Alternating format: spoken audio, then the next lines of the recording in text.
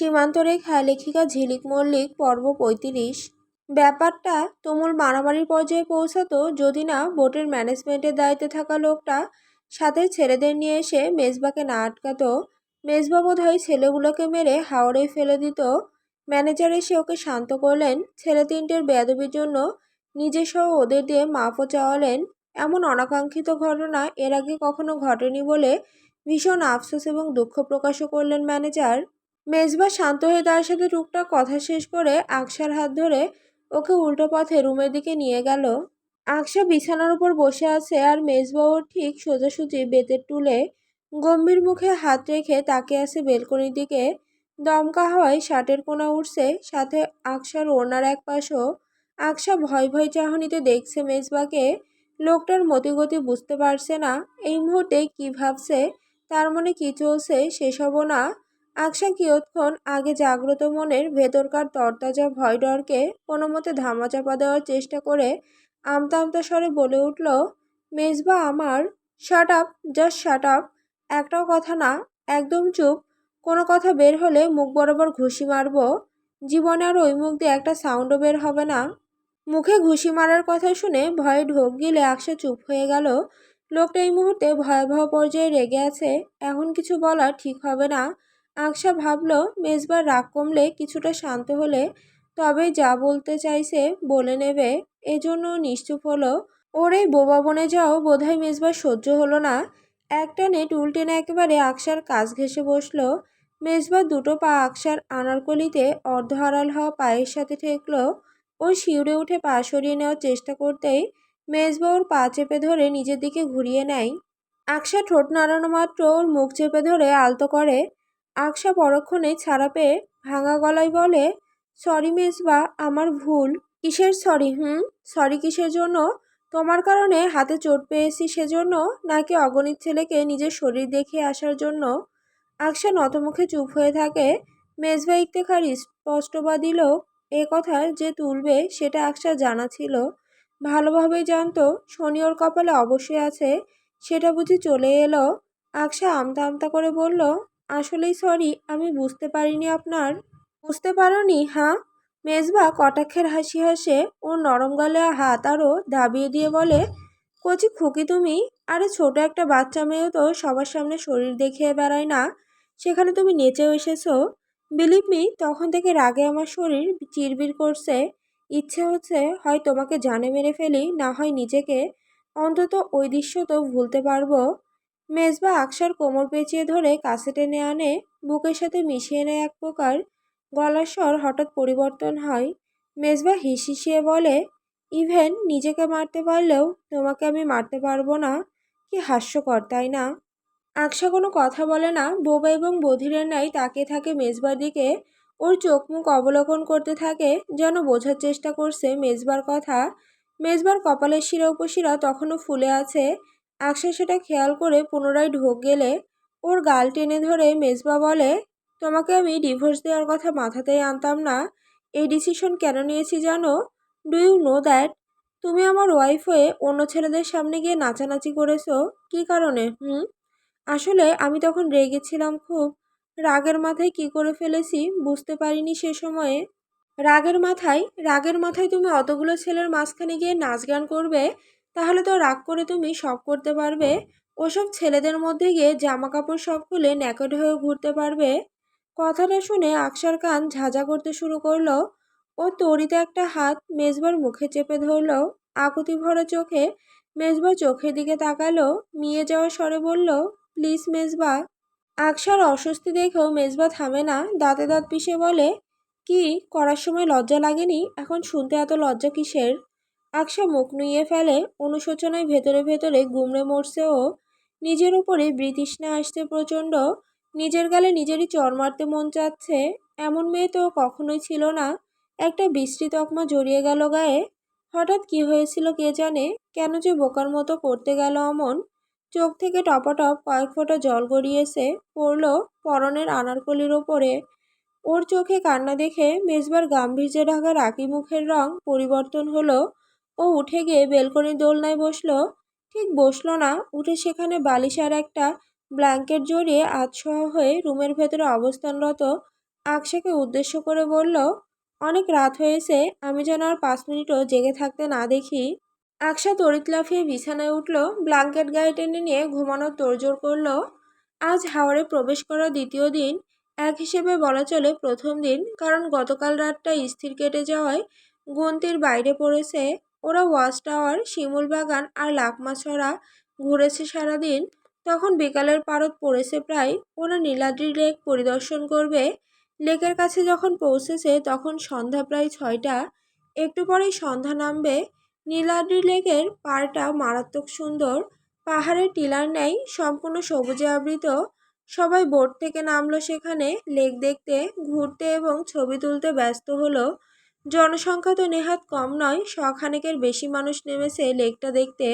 বিশাল বড় লেক, নীল আর জলরাশি, আর লেকের পাড় পুরোটা পাহাড়ের মতো সবুজাভ পাহাড়। ওপাশে বোধহয় বড় জঙ্গল, জনবসতি ধারে কাছে তেমন নেই বললেই চলে। শুনশান নীরবতা বিরাজমান। মেজবা আফসান আর তাহসিনের সাথে একটা গাছের সাথে হেলান দিয়ে দাঁড়িয়ে আছে। বেশ হাসি ঠাট্টা চলছে।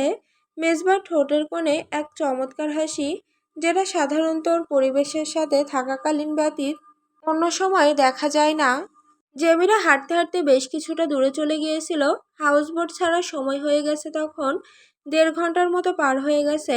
আফসান জেমিকে কল করলো, বলল, তোমরা কোথায়, দ্রুত ফিরে এসো, বোট ছাড়ার সময় হয়ে গেছে। জেমি বলল, এই তো আসছি এখনই। ওরা ফিরল 15-20 মিনিটের মধ্যে। জেমি দ্রুত পায়ে হাঁপাতে হাঁপাতে এসে বলল, সরি, ওদিকটাতে গিয়ে ছবি তুলছিলাম আমরা, এজন্য লেট হলো। আফসান ওকে ধাতস্থ করে আয়নকে কোলে নিয়ে ওর হাত টেনে নিয়ে সামনের দিকে সবাইকে নিয়ে এগোতেই জেমি চারপাশে তাকে প্রশ্ন করল, আকশা কোথায়? আফসান চট করে ঘাড় ঘুরিয়ে বলল, আকশা কোথায় মানে, তোমাদের সাথেই না ছিল। জেমি মিহিরা অবাক হয়ে একে অপরের দিকে মুখ চাওয়াচাওয়ি করতে লাগলো। মেজবা কিছুটা পেছনে ছিল, ওদের কথা শুনতে পেয়ে সামনে এগিয়ে এলো। জেমি বলল, আকশা তো সেই ঘন্টাখানেক আগে এদিকে চলে এসেছিল।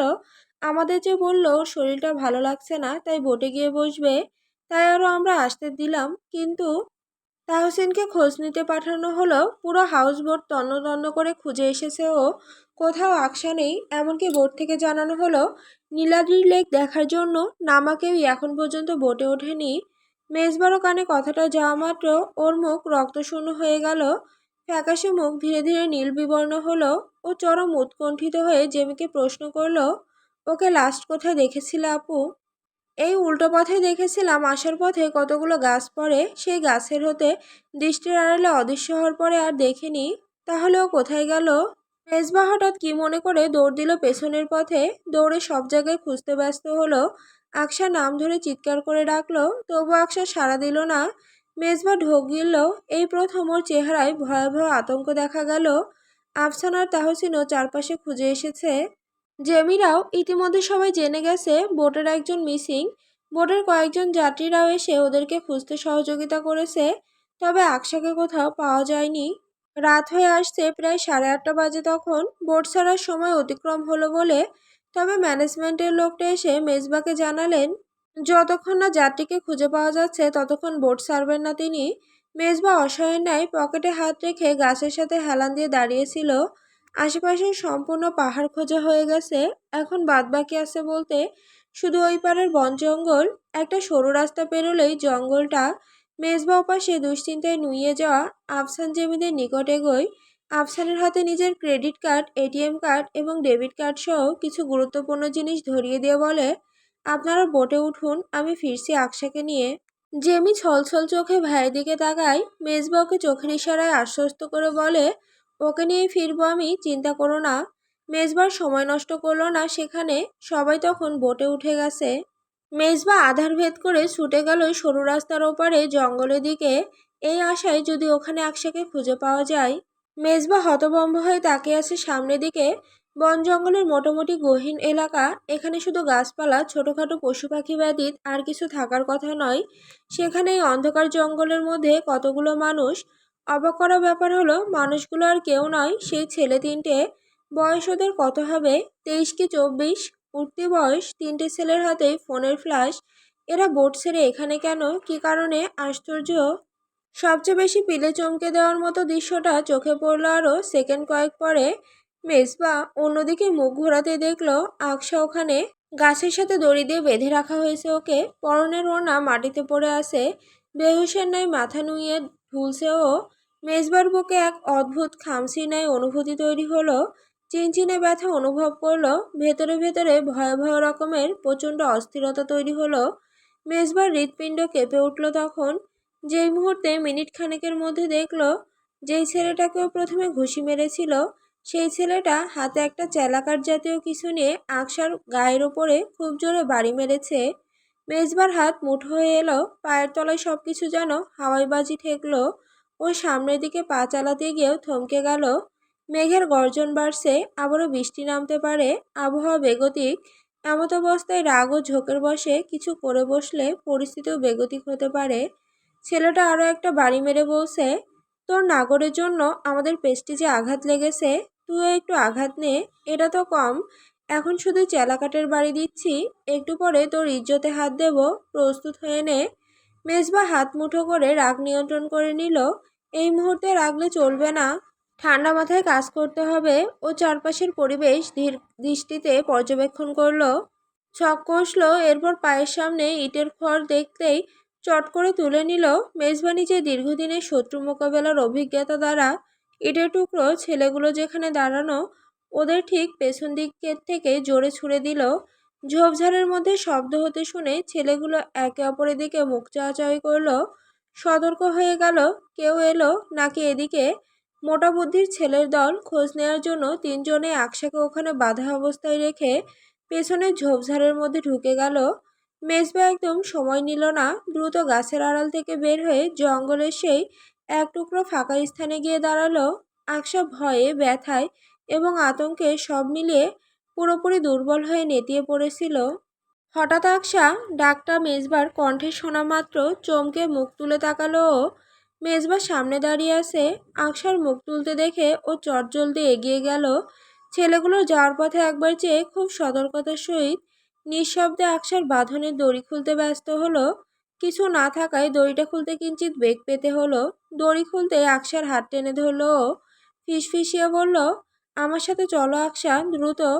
এখানে আর এক সেকেন্ডও নয়। কথাটা বলে আকশার হাত টেনে ছোটার জন্য পা বাড়াতেই পেছন থেকে বাধা পেয়ে থমকে গেলে। ঘাড় ঘুরিয়ে দেখলো আকশা এক জায়গায় শক্ত হয়ে দাঁড়িয়ে আছে। মেজবা প্রথমে বুঝতে পারল না ওর কি হয়েছে, উদ্বিগ্নতা নিয়ে বলল, দাঁড়িয়ে গেলে কেন? ওরা এখনই চলে আসবে। আসুক, এসে যা খুশি করুক আমার সাথে, ইজ্জত লুটুক, মেরে ফেলুক, যা খুশি করুক, আমার আর কিছুই যায় আসে না। মেজবার মস্তিষ্কের শিরা উপশিরা চিরবির করে ওঠে আকশার কথা শুনে। ওর কথাবার্তা শুনে হাত তুলতে গিয়েও মুঠো করে নেয়, দাঁতে দাঁত চেপে বলে, তোমাকে তো পরে দেখছি। কথা শেষ করেই ওকে জোরপূর্বক কোলে তুলে নেয় মেজবা। ছেলেগুলো ফিরছে বোধহয়। পাতার ওপরে জুতার মরমর শব্দ শোনা যাচ্ছে, আরও 2-3 মিনিটের মধ্যে ফিরে আসবে। মেজবা আকশাকে কোলে নিয়েই অন্ধকারের সামনের দিকে ছুটল। তখনই পেছন থেকে শোনা গেল, এই এই পালাচ্ছে, আমাদের ধোকা দিয়েছে, ধর ধর, বাঁচতে দিস না, না হলে আমরা কেস খেয়ে যাব। পেছন থেকে জুতার শব্দ শুনতেই মেজবা ছোটার গতি বাড়িয়ে দিল। আকশাকে কোলে নিয়ে এই আঁকাবাঁকা পথে ছোটা অসম্ভব বলে সেকেন্ডের মধ্যে ওকে নামিয়ে দিয়ে ওর হাত শক্ত করে টেনে ধরে ছুটতে শুরু করলো মেজবা। ততক্ষণে মেঘের ভয়ঙ্কর গর্জন, ঝড়ো বাতাস আর ঝিরিঝিরি বৃষ্টি সব মিলিয়ে পরিবেশ ভয়ঙ্কর হয়ে উঠেছে। ওরা ছেলেগুলোর থেকে অনেকটা দূরে চলে এসেছে, তবে ছেলেগুলো ওদের পিছু ছাড়েনি, সেটা বহুদূর থেকে ওদের কর্কশ গলার আওয়াজ শুনে বোঝা যাচ্ছে। আকশার তখন অবস্থা খুবই খারাপ, আর ছুটতে পারছে না। সারা শরীরে ব্যথা, পায়ে ব্যথা, সব মিলিয়ে জঘন্য দশা। মেজবা একবার আশেপাশে তাকায়, একটা মহা ভুল করে ফেলেছে। তাড়াহুড়োয় পাহাড়ের ওদিকে না গিয়ে জঙ্গলের গভীরে চলে এসেছে ওরা। এখন কি করবে? মেজবা এমন পরিস্থিতিতেও দিশেহারা হলো না। হঠাৎ জঙ্গলের ভেতরে একটা বড় শিরীষ গাছের নিচে ছোট্ট কাঠের ঘর দেখে যেন কিছুটা স্বস্তি পেলেও। এই ঘর সম্ভবত কাঠুরিদের বানানো। ওরা এখানে অনৈতিকভাবে গাছ কাটতে এসে এমন ঘর বানায় বিশ্রাম নেওয়ার জন্য। আপাতত এটাই কাজে লাগবে ওদের। আকশাকে কোলে তুলে নিয়ে মেজবা দ্রুত পা চালিয়ে ঢুকে গেল সেটার ভেতরে। তখনই ঝুম বৃষ্টি শুরু হয়ে গেল, আর ভয়াবহ ঝড়ও। ঘরের ভেতরটা খড়ের গাদায় ভর্তি, আর টুকটাক কিছু কেটে রাখা কাঠও আছে সেখানে। আকশাকে খড়ের গাদার উপরে বসিয়ে দিল মেজবা। এরপর নিচে ধপ করে বসে পড়ল ওর সামনে। আকশা তখন ব্যথায় কুকিয়ে উঠছে। মেজবা কাছে এগোলো ওর, ফোনের ফ্ল্যাশ চালু করে সালোয়ার কিছুটা উপরে উঠিয়ে দিয়ে পায়ে কোথাও কেটেছে কিনা সেটা পর্যবেক্ষণ করতে ব্যস্ত হলো। না, কাটেনি কোথাও। তাহলে মোচড় খেয়েছে বোধহয়। মেজবা ওর পায়ে ব্যথা কমানোর জন্য পা ধরে উল্টোভাবে আরেক মোচড় দিতেই আকশা সহ্য করতে না পেরে মেজবার গলা শক্ত করে জড়িয়ে ধরে রেখে জোরে শব্দ করে ব্যথায় চিৎকার করে উঠল। মেজবা সঙ্গে সঙ্গে ওর মুখ চেপে ধরে দাঁত পিষে বলল, আজে বাজে শব্দ করো না। আশেপাশে একটা জন্তু জানোয়ার থাকলেও নেগেটিভ মাইন্ডে নিয়ে নেবে। আকশা ভ্রুকুচকে মেজবার ঈষৎলাল মুখ পানে চেয়ে রইল। তখনই দূর থেকে ছেলেগুলোর গলার আওয়াজ শোনা গেল। জোরে জোরে চেঁচিয়ে চেঁচিয়ে থ্রেট দিচ্ছে ওদের, যেখানেই থাকুক বেরিয়ে আসতে বলা হচ্ছে। আকশা ভয় পেল, আরো শক্ত করে আঁকড়ে ধরল মেজবার আধখোলা শার্টের কলার। ভয়াত চাহনিতে চাইল মেজবার দিকে, বোধহয় ভরসা চাইল। মেজবা ওর ভয় কাটাতে আরো কিছুটা ঘনিষ্ঠ হলো, এমনভাবে কাছে টেনে নিল যেন আশ্বস্ত করতে চাইল, আমার কাছে এভাবে থাকলে তোমার কিছুই হবে না। একটা হিংস্র পশু তোমার একটাও লোমও ছিঁড়তে পারবে না। ওকে ওভাবে জড়িয়ে ধরে রেখে নিখোঁজ কালো আধারে মেজবা পূর্ণ দৃষ্টি মেলে চাইল আকশার দিকে। আকশার চোখে তখন একরাশ ভয়, আতঙ্ক। এর কারণটাও দিনের আলোর মতো সম্পূর্ণ স্পষ্ট। নোংরা মেঝেতে খড়ের গাদার মধ্যে আকশার ওড়নাটা পড়ে আছে। মেজবার বাজ পাখি নাই তীক্ষ্ণ নজরে সেটা পড়তেই এক থাবায় উঠিয়ে নিয়ে এলো। একটানে আকশাকে পেছনে ঘুরিয়ে নিল। আকশার পিঠ মিশল মেজবার বুকের সাথে। মেজবার বুকে এই প্রথমবার শোনা হালকা ধুকপুকানির শব্দ যেন আকশার পিঠে জল তরঙ্গের ন্যায় বাজছে। অনুভব করতে পারছে ও। ওড়নাটা ওর গায়ে পেঁচিয়ে দিল মেজবা। দরজার কপাটে খট করে শব্দ হলো। মেজবা সতর্ক কর্ণকুহরে শব্দটা পৌঁছাতেই ও আকশার হাতের বাহু শক্ত করে চেপে ধরে নিজের সাথে আরো ঘনিষ্ঠভাবে জড়িয়ে ধরে রেখে ফিসফিস করে বলল, শিট আকশা। আকশা মরা কণ্ঠে জবাব দিল, ভয় পেও না, আমি আছি তো। বাঁচাতে এসেছেন কেন মেজবা? আকশা বিপরীতে অপ্রত্যাশিত প্রশ্নটা করলে মেজবা কিছু মুহূর্ত স্তম্ভিত থেকে জবাব দেয়, আই এম নট শিওর। তবে তোমাকে এমন পরিস্থিতিতে ফেলে রেখে মেজবা ইফতিকার রাতে শান্তিতে ঘুমাতে পারতো না। এটুকু জেনে রাখো। না, আপনি যদি আজ না বলেন কেন আমাকে বারবার বাঁচান, আজও কেন বাঁচাতে এসেছেন, তাহলে আমি আপনার সাথে যাব না, বরং এখানে থেকে উঠে স্বেচ্ছায় ওদের কাছে ধরা দেব। আকশা জেদ ধরল হঠাৎ। মেজবা চোয়াল শক্ত করে ওর দিকে তাকিয়ে রইল। আকশা তখন জবাবের আশায় অধীর হয়ে বসে আছে। তবে কোনো জবাব না পেয়ে ওর জেদ এবার চূড়ান্ত পর্যায়ে উপনীত হলো। ও উঠে দাঁড়িয়ে বলল, যাচ্ছি তাহলে। আকশা পা বাড়াতেই মেজবা ওর হাত ধরে একটানে নিজের কোলের উপরে ফেলে দিল। টাল সামলাতে না পেরে আকশা ওর গলা আষ্টে পিষ্টে জড়িয়ে ধরে হালকা খোঁচাদাড়িতে মুখ লেপটে পড়ে রইল। মেজবা ওর কোমরে হাত রেখে অপর এক হাতে আকশার মুখ তুলে সামলে ধরল। ফোনের ফ্ল্যাশ তখন খড়ের গাদার মধ্যে পড়ে আছে। আলোটা ঠিক আসছে না। সম্পূর্ণ অন্ধকারে ডুবে থাকা কক্ষের মধ্যে থেকে মেজবার ধীরতেজি কণ্ঠস্বর শোনা গেল, কারণ তুই আমার, শুধু আমার, তুই পুরোটাই আমার, সুতরাং তোর সেফটির দায়িত্ব আমার। মেজবা ইফতেখার, তোকে এখানে মরার জন্য ফেলে রেখে যাবে ভেবেছিস? আর তোর ইজ্জতে হাত দেওয়া মানে কি জানিস? মেজবা ইফতেখারের কলিজায় হাত দেওয়া, কথাটা মাথায় রাখিস।